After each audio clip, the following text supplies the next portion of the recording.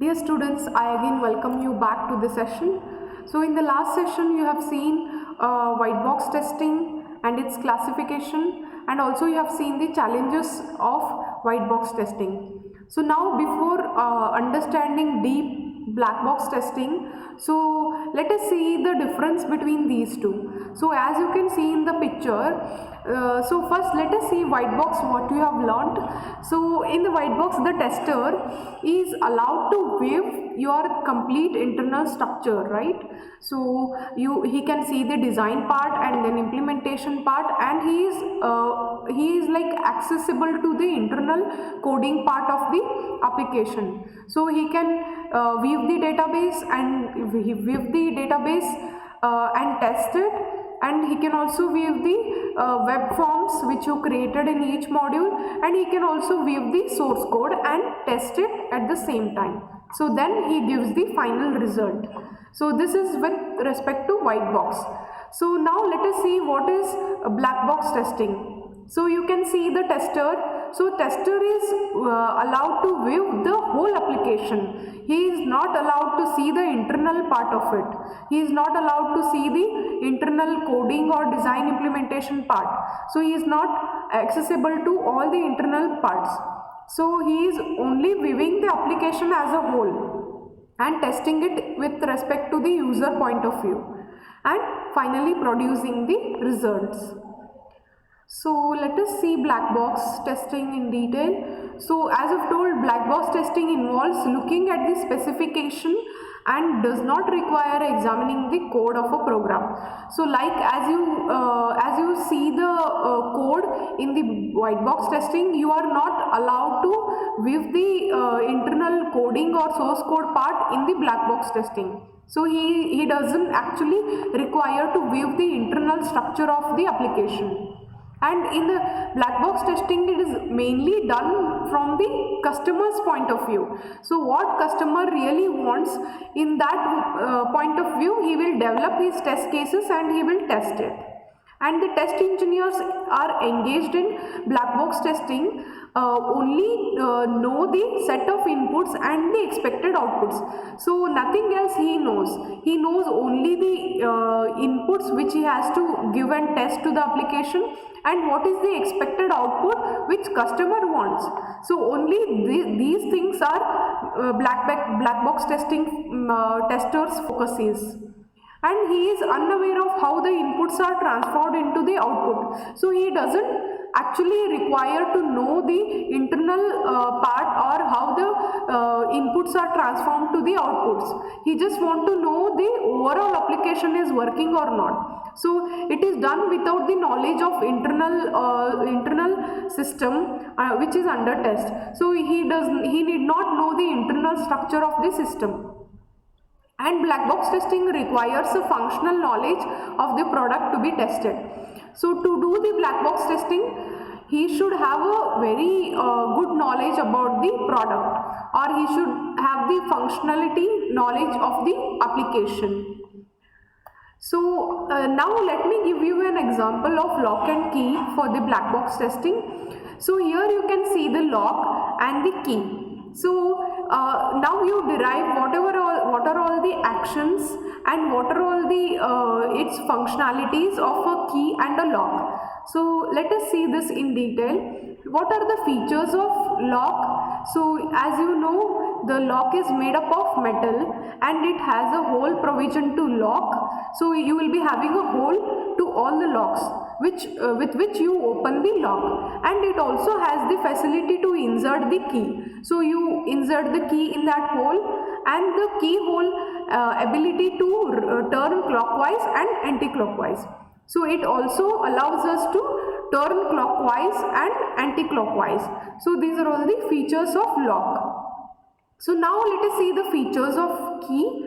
So key is also made up of metal and it is created to fit into a particular lock's hole. So you have made a lock, so then you have to make a key for it, right? So that key should be fitting into the particular lock's keyhole. And so with these features, what are the actions to be performed? So once the key is inserted, you can turn it clockwise to lock and key is inserted to turn and turned it anti-clockwise to unlock. So these are all the two actions which are performed with the key and lock. So like this you derive the testing scenarios and then note it down as a test case. So, and what are all the states of it? So there can be two states. Either it can be locked or it can be unlocked. And what is the input to it? So inputs are keys turned clockwise or anti-clockwise. These are the two methods or two inputs which are given to the key and lock. And what is the expected outcome? It can be locked or unlocked. So these are all the expected output or outcome. So which you already define it previously before testing it. So you know the expected output already. With the help of your requirement document, you will understand what can be the expected output or what is the customer point of view.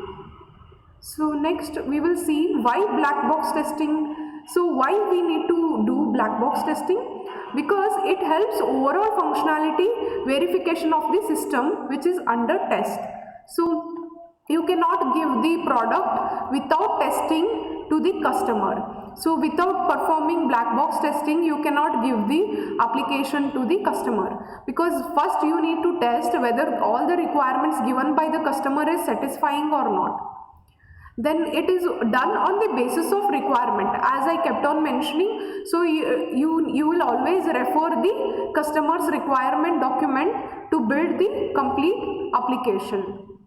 So it is basically, so black box testing addresses the stated requirements as well as the implied requirements also, and it encompasses the end user's perspective.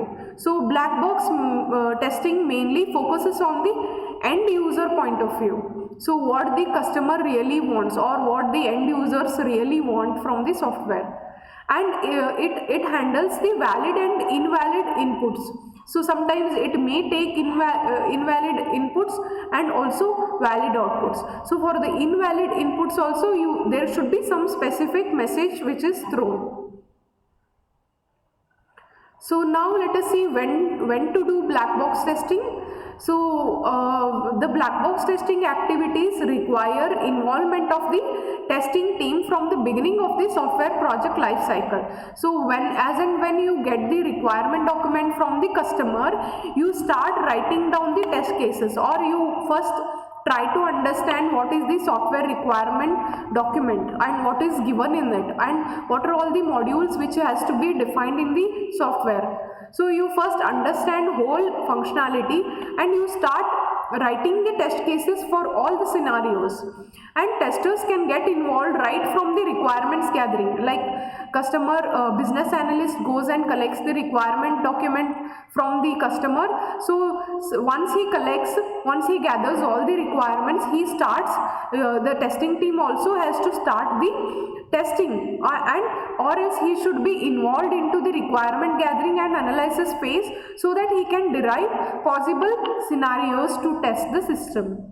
And these test scenarios and test data are prepared during the test construction phase of the test life cycle. So you have to, when the test scenarios and test data are prepared during the test construction phase, so you start designing the test scenarios and what are all the possible scenarios or test cases you will be testing once the product is ready. So once the code is ready and delivered for the testing, test execution can be done. So once your code is ready from the developer, so developer will give you the written code and he will give it for testing team. So the test execution will be done. So that time you will perform the black box testing. So how to do black box testing? So there are various techniques. With all these techniques you can perform the black box testing. So in the next chapter you will be learning about the various testing techniques, which is your second unit. So I hope you all understood the unit 1 completely. If you don't understand, please go back to the videos and watch it again, and if you have any doubts you can reach me out. Thank you.